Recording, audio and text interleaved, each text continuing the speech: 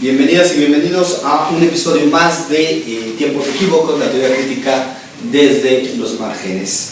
En esta ocasión estamos Víctor Hugo y Pacheco y Jaime Ortega aquí para hablarles del libro de Louis Althusser para leer El Capital. Queremos agradecer a las y los amigos de Semillero de Copil, un café ubicado en la calle de Victoria 30, en la colonia Copilco el Bajo, muy cerca del Metrobús Dr. Gálvez, muy cerca de la universidad, del campus central de la Universidad Nacional, que nos permitieron el espacio, su espacio para poder compartir con ustedes en esta ocasión. De tal manera, Víctor, que vamos a hablar de un texto que fue publicado en su versión original, en el francés, en el año 1965.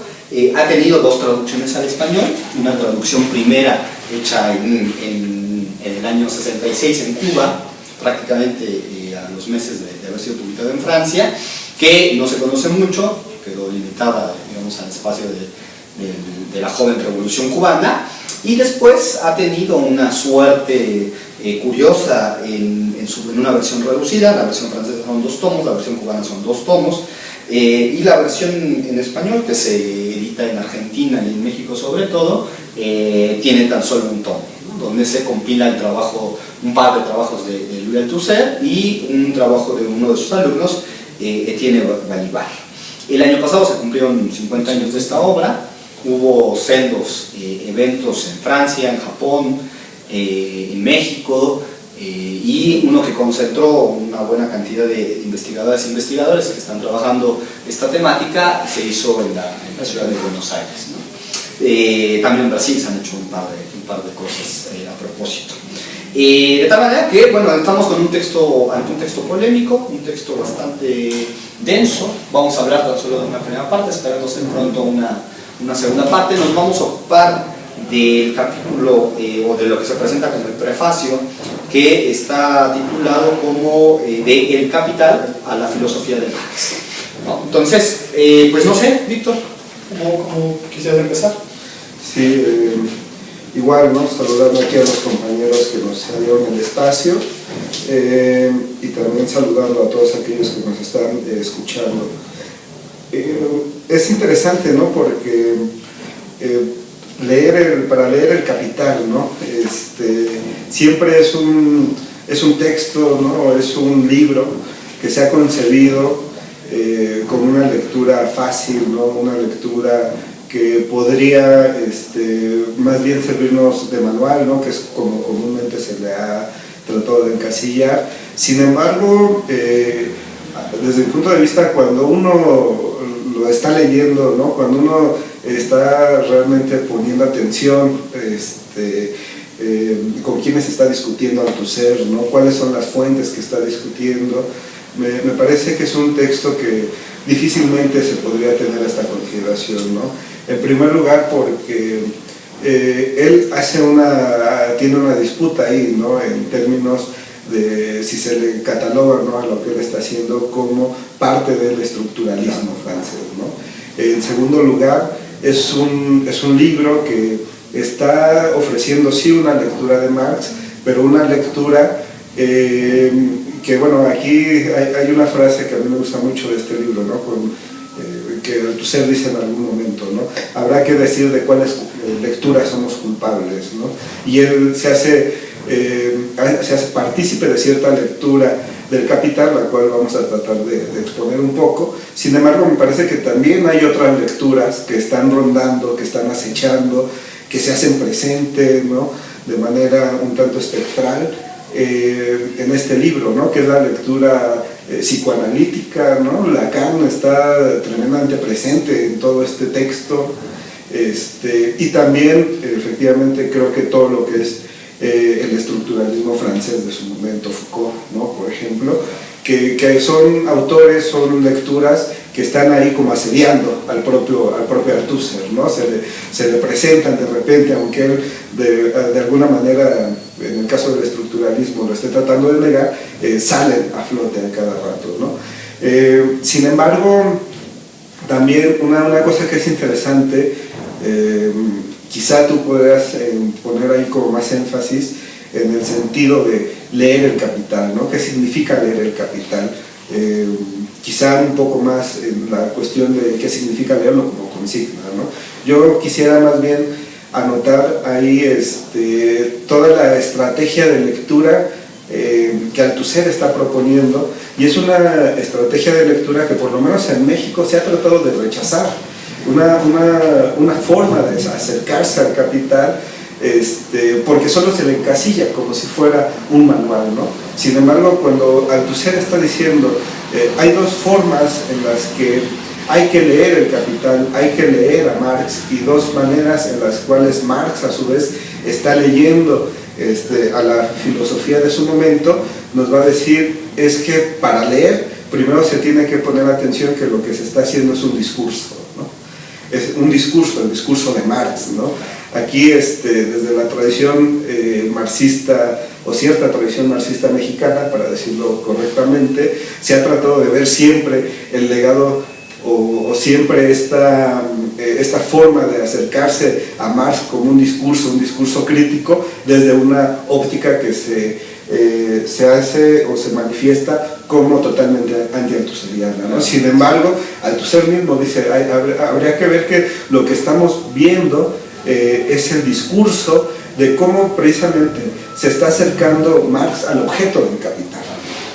Este discurso, dice, no nos interesa en términos de que sea un discurso ideológico, sino más bien un discurso científico. Y la forma o las formas en las que nos dice Marx está leyendo su objeto de estudio son dos formas, ¿no? Una primera forma que podemos ver es una lectura en donde, y que las dos se relacionan, sinceramente, ¿no? Ahí Althusser más bien en una primera parte hace toda una separación en términos de decir lo real no es lo que existe, casi podríamos también afirmar, trayendo a cuento otra metáfora de otro teórico frankfurtiano, ¿no? En el sentido de que no podemos leer la realidad como si esta realidad o lo real fuera tal cual lo que se nos presenta a primera vista, ¿no? Incluso nos va a decir el discurso que Marx está entretejiendo es un discurso de la opacidad, precisamente es un discurso de aquello que no se ve. Y por otro lado también nos va a decir, y aquí es donde interviene totalmente Lacan en la cuestión de estos asedios, de estos acechos, ¿no? que yo mencionaba, va a decir, Marx está haciendo una lectura sintomal, es decir, una lectura en donde no se trata, por ejemplo, en términos de su posicionamiento con respecto a los economistas clásicos. O sea, no es que Marx esté buscando el momento donde falla Adam Smith, ¿no? No es que Marx esté diciendo, a ver, cuál es el momento que están ellos ocultando dentro de su discurso, ¿qué es lo, ¿no? que no están viendo? ¿Qué es lo que no están viendo, ¿no? Sino más bien es, ¿por qué no vieron lo que estaba a la vista? Claro. ¿Qué es aquello que les impidió ver, en términos del capitalismo, toda la teoría del valor, por ejemplo, o toda la teoría de la explotación? ¿Por qué si Marx recurre a ellos, y no solo recurre a ellos, utiliza sus mismos conceptos, los reformula si se quiere, está bien, pero los reutiliza, ¿no? los pone en acción, los pone en movimiento? ¿Qué es aquello que a Marx le permite hacerlo, ¿no? Es precisamente dar cuenta de aquello que ellos no pudieron ver, ¿no? Entonces, esta forma precisamente de acercarnos a este título del libro, ¿no? Este ejercicio que nos propone Althusser, en este sentido, queda lejos de cualquier discurso que pretende encasillar este libro como un manual o un simple manual. Claro, claro. Yo estoy muy de acuerdo contigo, también en una cierta tradición que descuida a veces la crítica y que asume, digamos, ciertos lugares comunes. El título le sugiere eso y creen en la idea de que efectivamente se trata de una especie de manual. Y cuando uno toma el libro y comienza a darle un seguimiento al propio discurso de Althusser, se da cuenta o tiene la posibilidad de dos cosas. Una es de abandonar el libro porque no le está diciendo nada del capital, es decir, no empieza diciendo qué es la mercancía, qué es la riqueza, no empieza como los lugares comunes, y además Althusser acepta que existe esta manera de ver a Marx, de acercarse a su obra, pero que es equivocada. Claro. Es una lectura, dice él, casi religiosa del texto. Es decir, el texto está ahí y tiene que venir alguien a develar el sentido oculto, ¿no? de lo que está puesto ahí. Es muy claro lo que está puesto ahí, ¿no? El texto está, que es la forma de clase que se cultiva mucho en algunas academias del comentario. Es decir, el comentario de Rolón, por ejemplo, ¿no? ¿Por qué? Porque ya está ahí. Solamente pues le glosamos. Y lo que Althusser es, no glosa el capital. No glosa y dice esta parte, este capítulo está relacionado con este otro, esto pues. No, hace una cosa totalmente distinta. Entonces, claro, si algún estudiante de economía o algún estudiante de sociología quiere leer el capital a través de este texto, está en un error, porque es otro discurso el que está prefigurando Marx, ¿no? El que está prefigurando Althusser, ¿no? Justamente contra la idea del libro transparente, ¿no? Que es esta parte en la cual recurre a Lacan y a otros, ¿no? A Spinoza es el otro que está rondando ahí, ¿no? Y creo que esto tiene graves implicaciones que en la primera parte del texto quedan muy claras. Hay varias maneras o varios puntos que uno podría anudar a partir de las primeras páginas del texto.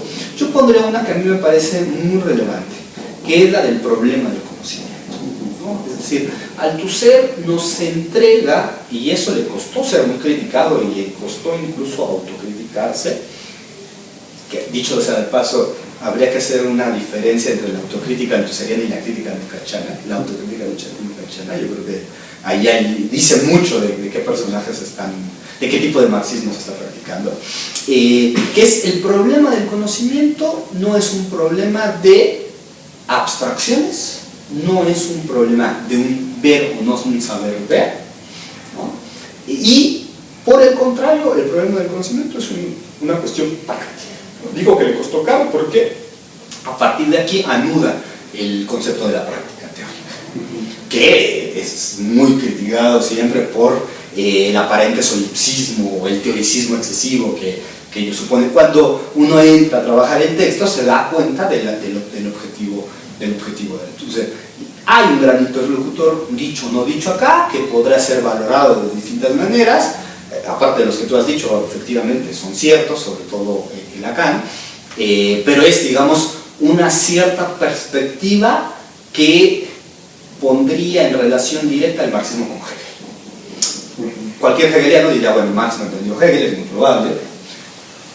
No es ese el tema de discusión, sino las consecuencias y los efectos de cierta presencia de una escuela muy amplia que podría ser la escuela que viene de Hegel, ¿no? Yo creo que ahí Althusser pone, uno podría justamente evaluar si lo hace correctamente, no importa, en realidad el asunto es el problema del efecto. Es decir, ¿qué le ha generado al marxismo considerar, por ejemplo, que conocer implica ver una esencia oculta en medio del caótico mundo de los fenómenos o de las apariencias, ¿no? O sea, ya la propia disposición como esencia y apariencia ya resulta problemática para la propuesta de Althusser, ¿no? Es decir, hay que lanzarse contra esa propuesta, ¿no? Digamos, la realidad está ahí, está puesta, el objeto del objeto real está ahí puesto, pero está deformado, está oculto, está lleno de cosas inesenciales, y lo que el conocimiento que propone el marxismo sería ir a la médula. Y dice Althusser, eso es la lectura más equivocada que puede haber, ¿no? Es una quién ve y quién no ve, ¿no? Que justifica de alguna manera un tipo de lectura de esta naturaleza, justifica un cierto intelectualismo, ¿no? Un cierto vanguardismo. Si hay sujetos que sí pueden ver, sujetos que están impedidos para ver, ¿no?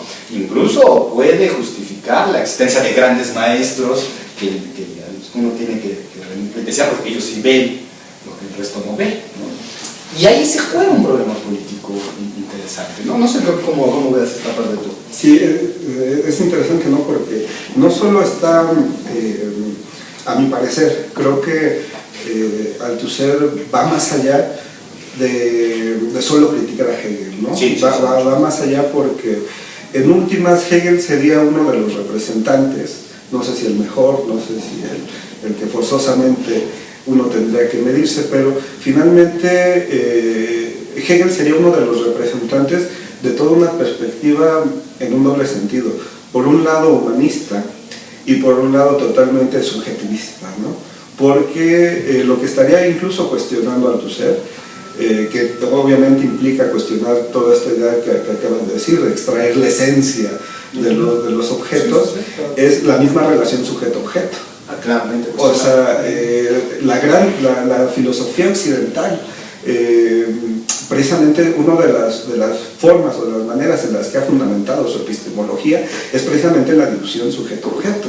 Y Althusser rechaza esa división, y la rechaza no porque no haya individuos que intentan conocer, están estudiando el ejercicio mismo que quizá uno intenta hacer, etcétera, ¿no?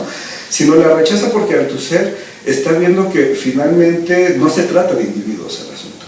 No se trata de que un individuo, dígase Hegel, que un individuo, dígase Kant, etcétera, son los que mejor exponen ese problema, ¿no? Sino más bien que no han visto que el problema no es de individuos, que el problema de la producción del conocimiento es un problema que compete a toda la sociedad, que un individuo, varios individuos o varias personas en su individualidad haya diferencias en lo que conocen, dicen conocer, puedan conocer, etcétera, sí está bien, pero realmente el conocimiento como conocimiento social, como un producto de la sociedad, y por eso va a ser una práctica, el conocimiento, la teoría, es la práctica de una sociedad entera, de un conjunto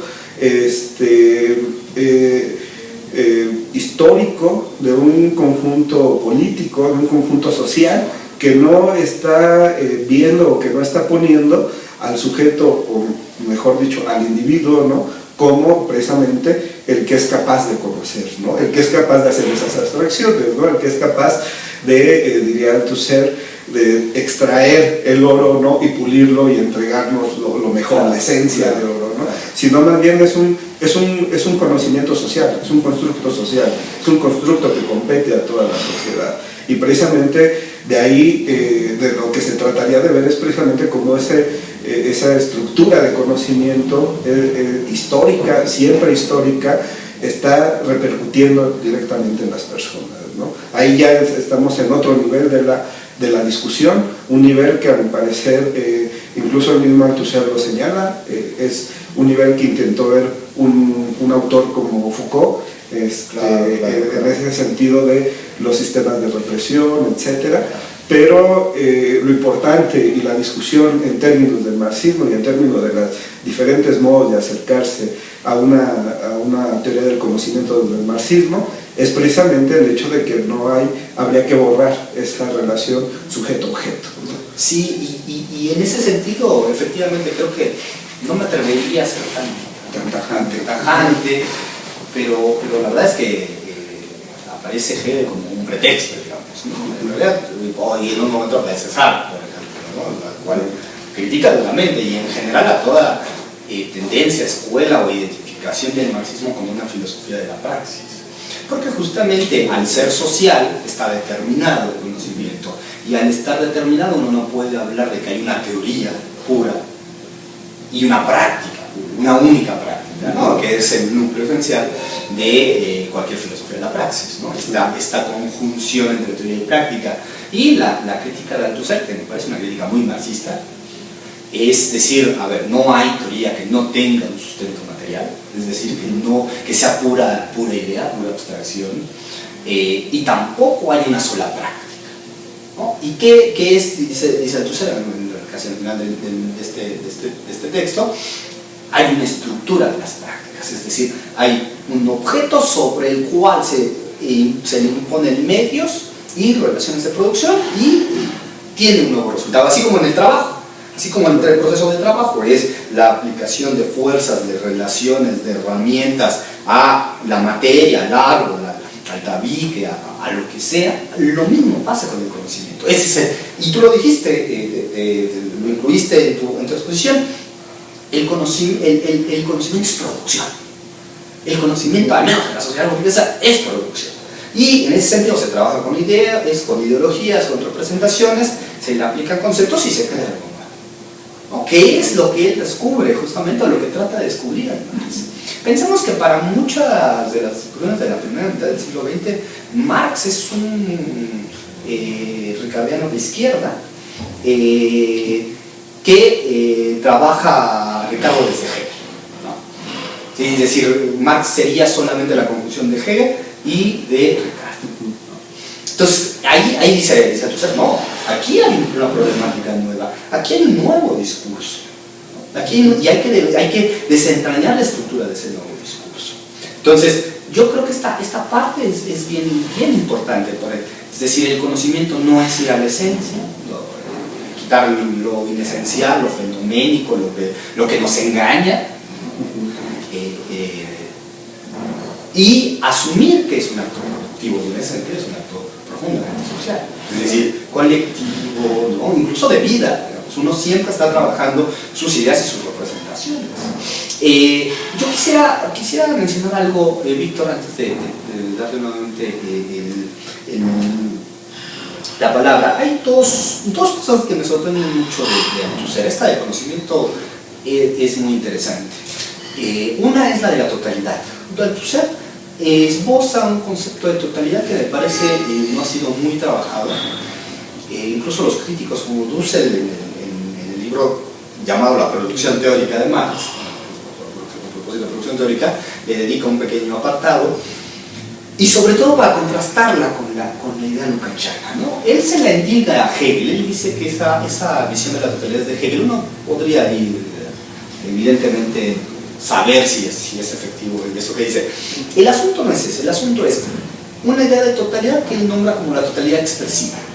Es decir, un lugar, un conjunto donde cada parte es solo la expresión del proceso global.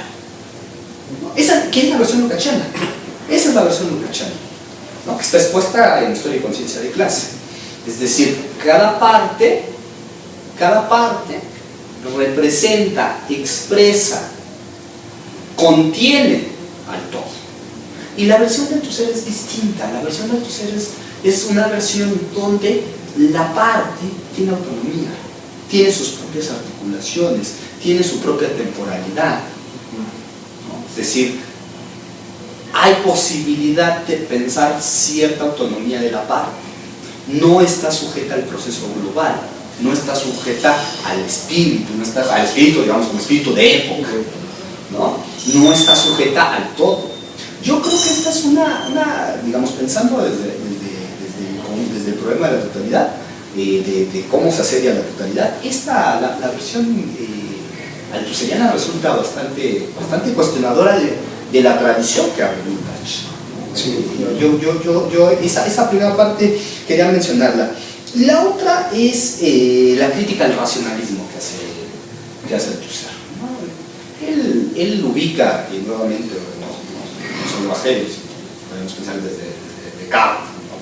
La filosofía moderna, que el racionalismo tiene un gran problema, que es justamente, entre otros, concebir o entregarnos un concepto de historia, un concepto de totalidad teleológico, es decir, donde priva la continuidad sobre la ruptura. Y esto va a tener graves consecuencias en la construcción del concepto de historia. Pensemos que es el año 65. En el año 65, salvo los alemanes, nadie conoce a Walter Rödel.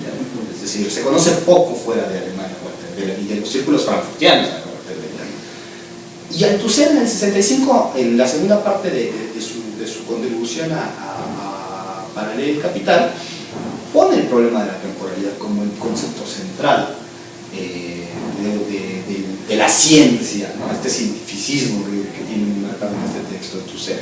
Es muy interesante porque claro, Benjamin lo hizo 20 años antes, pero nadie, mucho menos los franceses, conocían a Benjamin, ¿no? Y sin embargo el problema de la temporalidad, que tiene que ver con la temporalidad de la totalidad y de las temporalidades autónomas.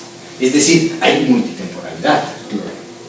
No toda temporalidad específica responde a la temporalidad de un todo. Hay pluralidad, puede haber pluralidad de temporalidades. Son todos estos los temas que Althusser avienta diciéndonos, porque además tiene esta facilidad de hacerlo. Tipo, bueno, todos estos problemas están en estado práctico de Marx. Claro. Hay que hacerlos explícitos. Sí, fíjate que es muy interesante porque yo diría que la cuestión de la temporalidad es producto de cómo concibe la totalidad. Claro. Porque precisamente puede haber múltiples historicidades, ¿no?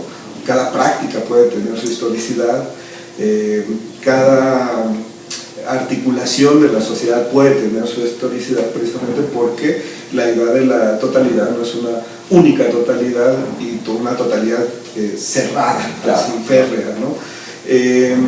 Y me parece que esto incluso tiene consecuencias en cómo él está ahora sí ya digamos que leyendo el Capital, ¿no? Porque, bueno, quizá ahorita entramos más a esto, ¿no? No quisiera como agotar tan rápido el asunto, quizá más bien quisiera traer un poco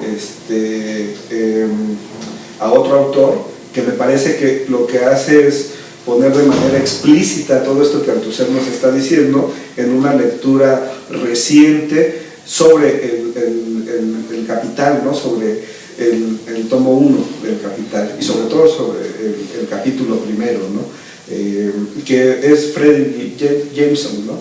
Y Jameson, cuando hace uno de los últimos libros que sacó, ¿no? Que se traduce algo así como representando el Capital, él precisamente habla de todo esto que quizá vamos a volver a repetirlo después, ¿no? Pero él dice, bueno, es que justo en el siglo XVI, ¿qué está pasando cuando está la génesis del capitalismo?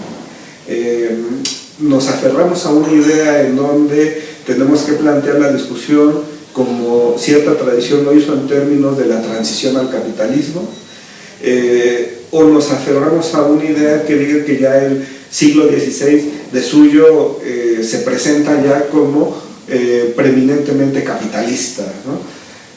Jameson dice, no, lo que tenemos en el siglo, fines del XV, principios del XVI, son múltiples temporalidades. Tenemos la temporalidad del campesino, la temporalidad del trabajador, del obrero que ya se está generando, tenemos la temporalidad del capitalista, tenemos la temporalidad de lo que queda como resario del feudalismo, pero son temporalidades que están actuando todas al mismo tiempo, conjuntamente, de manera articulada, y eso es lo que tenemos. No tenemos un siglo XVI previo al capitalismo, ni un siglo XVI totalmente capitalista, sino lo que tenemos ahí es precisamente una totalidad articulada. Claro. Y precisamente diferentes formas, por eso también eso explicaría hasta cierto punto el hecho de que no necesariamente cuando se diga el siglo XVI son los inicios del capitalismo, ya de suyo el mundo es capitalista, ¿no? Claro. Sino que hay sectores de la sociedad o hay conglomerados humanos que tienen una historicidad, una temporalidad, mejor dicho, perdón, totalmente distinta a la que se está gestando como hegemónica desde el siglo XVI, ¿no? Entonces es todo un problema que precisamente en ese sentido es como Jameson ilustra casi 48 años después lo que Althusser está diciendo en este texto, ¿no? Claro. Y no solo lo ilustra, pues, ¿no? O sea, también hay que darle su crédito a Jameson. Él más bien trae a cuento toda una discusión que Althusser ya hablará sobre esa parte me parece muy interesante, porque de hecho es, y volvemos hoy a lecturas más contemporáneas, con la de mencionas de Jameson, que es un deudor más o menos explícito de la obra de Althusser, no solo de Althusser, pero de la obra de Althusser, que es el problema de la coyuntura, ¿no? Que es un tema que mucha gente no ha trabajado. ¿Por qué? Porque el tema de la coyuntura es justamente la posibilidad de pensar lo específico de una temporalidad con prácticas diversas, ¿no? Y volvemos nuevamente que es, digamos, el más grande hiato, por ejemplo, con otros discursos críticos como la Escuela de Frankfurt. Porque en la Escuela de Frankfurt generalmente lo que actúa es la evaluación de la parte, la evaluación con respecto al proceso global. Y en ese sentido, sí, el siglo XVI estaría condenado a ser ya el suyo capitalista, porque el proceso global, o sea, en fin, digamos, un cierto avance y un cierto despliegue nos demuestra que ahí ya se estaba gestando, ¿no? ¿Tú se acuerdas de eso? ¿No? Dice, claro, leído desde hoy, ahí estaba la génesis, y la génesis creó sus propias condiciones, y las condiciones nos tienen desde el momento donde la totalidad se ha unificado. Cada parte explica, incluso en términos históricos, estaría representando nuestra propia realidad, nuestra versión de la totalidad. Yo creo que ahí se juega una de las grandes diferencias entre las versiones frankfurtianas, por ejemplo, y las escuelas francesas, y que tienen muchas repercusiones, por ejemplo, en todos los planteamientos históricos de Laclau. Más allá de lo que Laclau diga que le debe al marxismo, porque en general ya al último decía un poco del marxismo, la idea de la totalidad no totalmente cerrada se la debe a este tipo de intervenciones, ¿no? Entonces yo creo que ahí se juega un punto muy importante, ¿no? Es decir, se perfila una nueva posibilidad de pensar la coyuntura y una posibilidad de pensar la totalidad y con ello pensar la temporalidad y el concepto de historia, ¿no? Yo creo que ahí hay grandes posibilidades de pensar y de encontrar a tu ser productivo, y creo que lo es en distintas maneras, ¿no? Bueno, estamos llegando, solo estamos dando una pequeña introducción para evitar, por supuesto, una lectura del texto que es muy complejo, es suyo, las primeras páginas. Cualquiera que espere encontrar un vía fácil de acceso al texto de Mario debe encontrar otra cosa, en realidad, y muy sugerente, pero compleja. Entonces, quizá podríamos ir cerrando con un comentario, Víctor, si quieres puedes empezar y concluyo. Sí, yo únicamente pondría ahí ya esto último que decíamos, ¿no? O sea, no es un resumen evidentemente, pero también, fíjate que a mí en general, yo creo que el texto completo de Althusser y Balibar, pero no solo ellos, ¿no? También las intervenciones que se sacaron, ¿no? Para la edición en español, que de alguna forma recupera, por lo menos en esta primera parte, recupera Althusser tanto a Rancière como a Macheray. Son una síntesis, ¿no? Pero aún así, ya sea el libro con todas las intervenciones que originalmente lo dieron a conocer, o el libro en la forma en cómo se conoció finalmente en México a través de muchos años, únicamente Althusser Balibar, aún así me parece que el libro abre muchas discusiones que van a estar dando mucho de qué hablar a todo el marxismo, por lo menos en la segunda mitad del siglo XX, ¿no? La discusión con respecto a la praxis, la discusión con respecto a cierta lectura de El Capital ya como tal, la discusión en términos de la ruptura epistemológica. Son por lo menos ahí tres de las discusiones que marcaron, para bien o para mal, las discusiones del marxismo en el siglo XX, ¿no? Y contra las que tendrían o se sintieron muchos que tendrían que situarse, ¿no? Y me parece que Althusser está en este tipo de discusiones, y una que a mí me llama mucho la atención, y precisamente creo que cerraría o podríamos cerrar con ella, ¿no? Es la idea de cuando él se pone a discutir sobre la famosa discusión sobre el método de exposición y el método de investigación, ¿no? Y las implicaciones que tiene, ahí sí, en términos de las lecturas o de cómo se ha leído El Capital, ¿no? Y él rechaza dos fundamentalmente dos lecturas, ¿no? Una que sería la cuestión de la lectura lógica, que dice, bueno, habría que ver precisamente cómo van apareciendo, cómo se van sucediendo las categorías, ¿no? Su importancia, etc. Y dice, bueno, es que finalmente esta lectura lo que deja de lado es lo histórico, propiamente dicho, ¿no?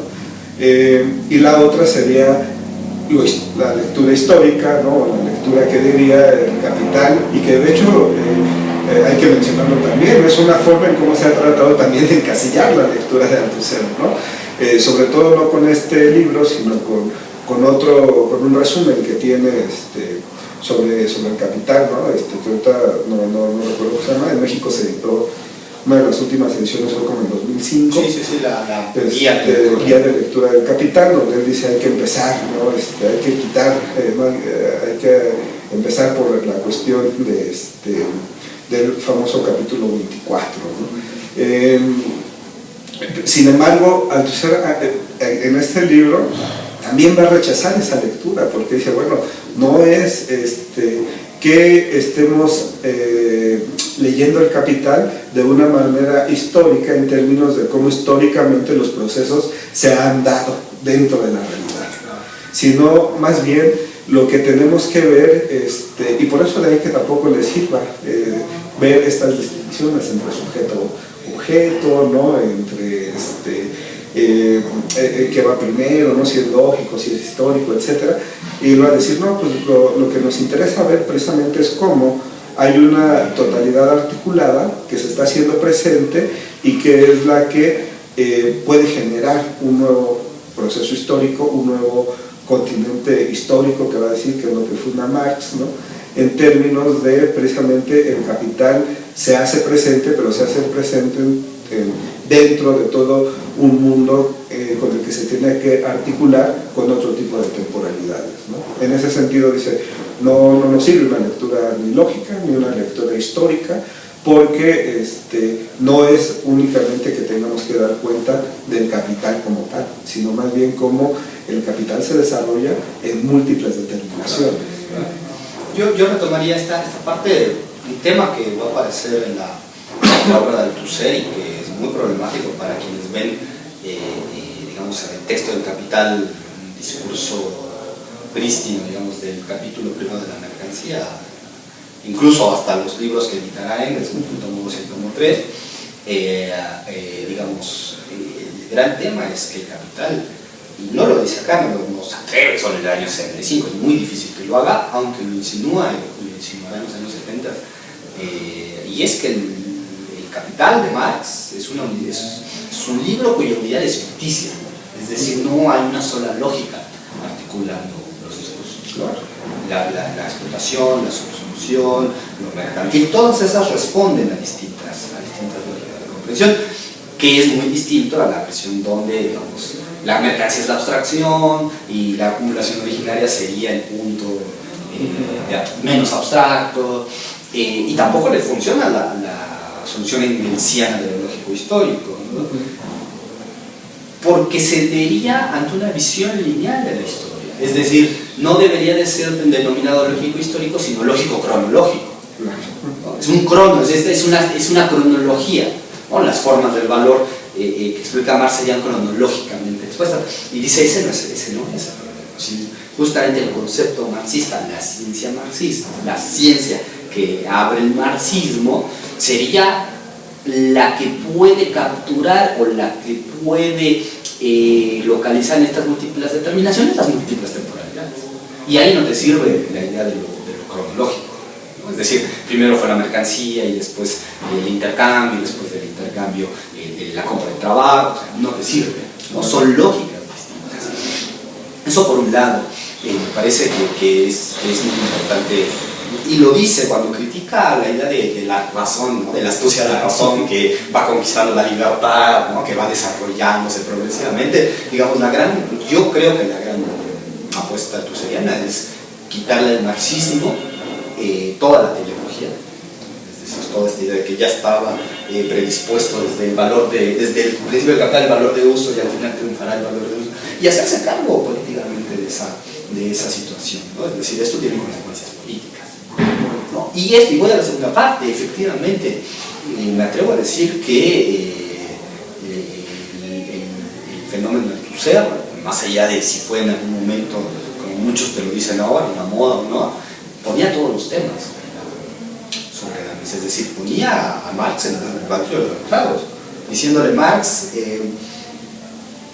las obras que nos entregaste en la primera parte son insuficientes para comprender las cuestiones, ¿no? Es decir, el Marx de los 18, de los 24 o de los 50 años no pensaba igual, ¿no? Es el famoso debate sobre que acá está expuesto brevemente sobre las obras de cultura o la movilidad, ponía en tela de juicio las tesis sobre Feuerbach, diciendo, las tesis de Feuerbach son enunciados que dicen algo obvio, que los filósofos quieren intervenir en el mundo. Dice, eso es muy obvio.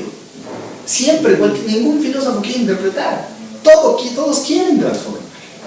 Es decir, pensando en el año 65, estamos muy lejos estamos muy cerca, perdón, de la muerte de Stalin, del proceso de la Unión Soviética. Dice cosas muy fuertes a los, es decir, que claramente, incluso en los marxismos más abiertos, más críticos, mucho más finos, mucho más elaborados, causaban un problema, ¿no? Creo que eso es lo que puede explicar en algún momento la idea de por qué encontró tan férreos críticos, ¿no? Es decir, prácticamente era deporte, sigue siéndolo, ¿no? Pero uno se da cuenta digamos, cuando pone a trabajarse en el texto, puede darse cuenta de las razones por las que lanza estas tesis, ¿no? Podrá estar de acuerdo, ¿no? Pero tiene motivos suficientes para cuestionar, por ejemplo, que el Marx liberal de la Gaceta Renana siga pensando como el Marx afincado en Inglaterra, o sea, uno tiene serias como decía, dice un autor, me parece que es Costa Axelos, que dice, ojalá que ustedes no los juzguen por las obras que escribieron a los 18 años, como juzgamos a Marx, ¿no? Ojalá que no los juzguen, porque, ¿no?